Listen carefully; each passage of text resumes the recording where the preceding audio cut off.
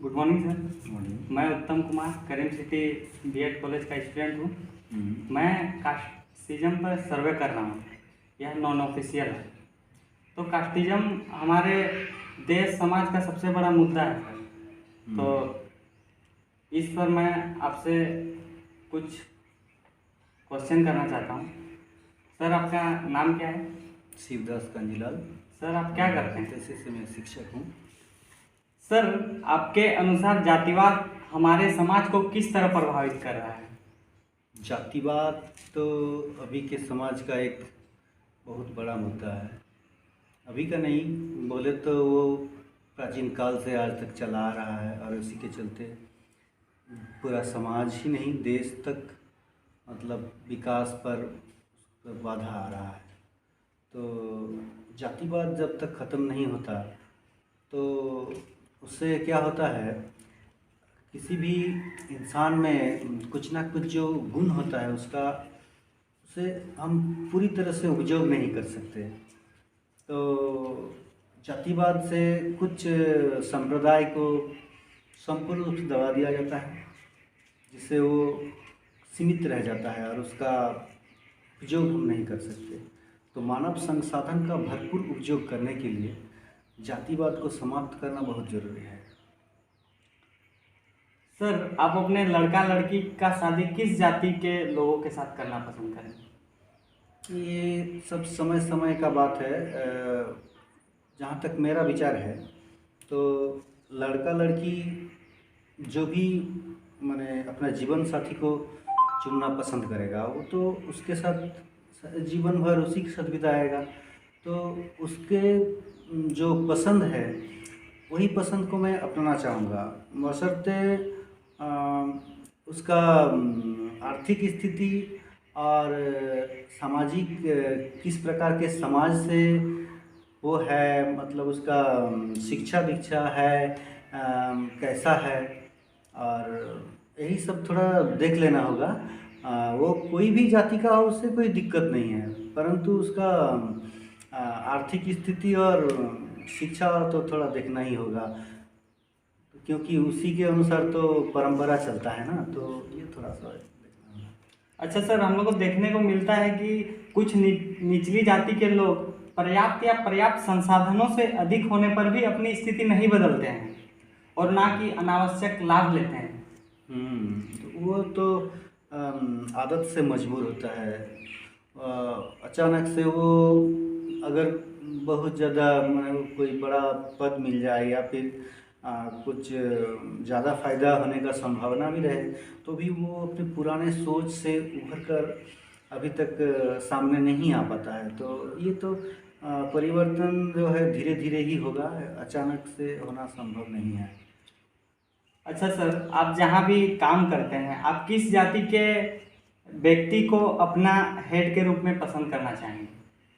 देखिए, हेड तो उसे माना जाता है जो पूरा टीम को लीड करेगा। तो इसके लिए उसे प्रतिभावान तो होना ही है, और जब हेड वो बनेगा तो तो एक परीक्षा पास करने के बाद या फिर उसको उसके कुछ क्वालिटी को देखते हुए उसे हेड बनाया जाता है। तो इसमें जाति का आना मेरे हिसाब से सही नहीं होगा, क्योंकि कोई भी जाति का कोई भी इंसान में वो गुण हो सकता है, वह लीड करने का क्षमता हो सकता है। तो इसमें जाति का ये नहीं है।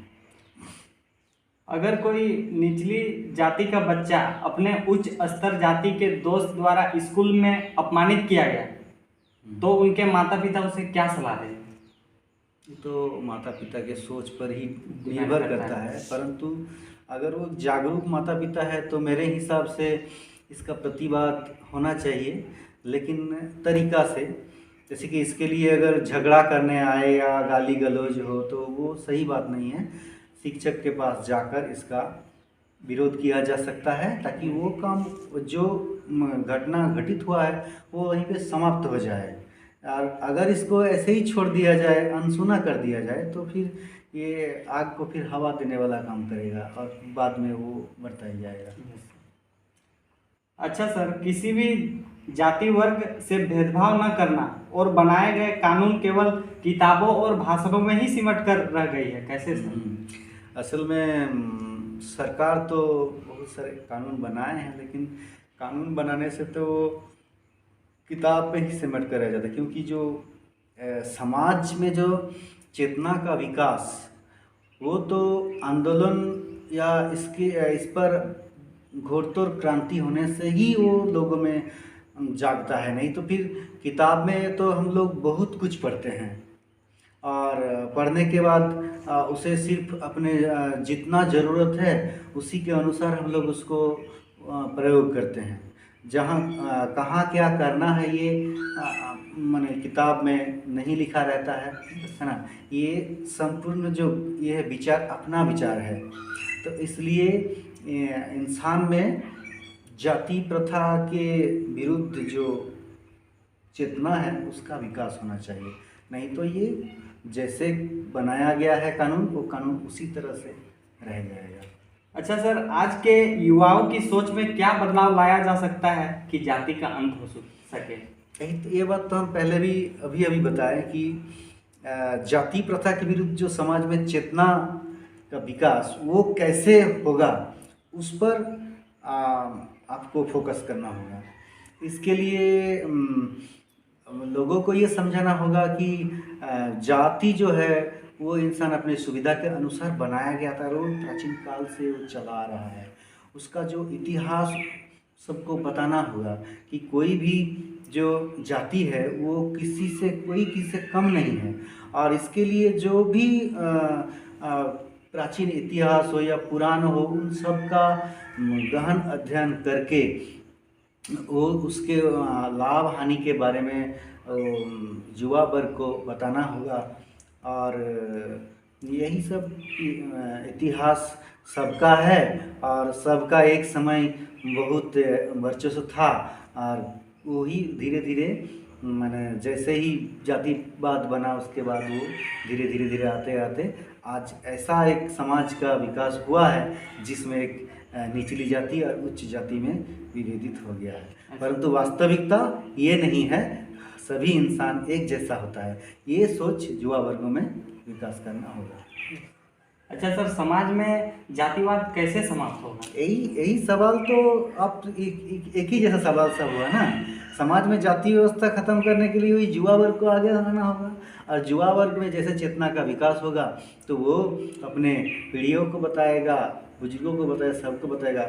उसका जो ऊर्जा है उसका भरपूर उपयोग होगा इसे मिटाने में। तो सबसे पहले ये जातिवाद को समाप्त करने के लिए युवाओं में चेतना का विकास करना होगा, और शिक्षा व्यवस्था में जो ये है नैतिक शिक्षा का विकास करना होगा। फिर प्राचीन इतिहास में जो निचली जाति और उच्च जाति के राजा महाराजाओं की कहानी, चाहे वो पुराण से हो या वेद से हो या इतिहास से, उभर कर उसको सामने लाना होगा, और वो उसको स्कूली शिक्षा में शुरू से ही उसको लागू करना होगा। तब ही इंसान में ये चेतना का विकास हो सकता है। धन्यवाद सर, बहुत बहुत धन्यवाद आपको इतना बहुमूल्य समय निकालने के लिए। आपको भी धन्यवाद। मेरा अगर विचार आपको अच्छा लगा है तो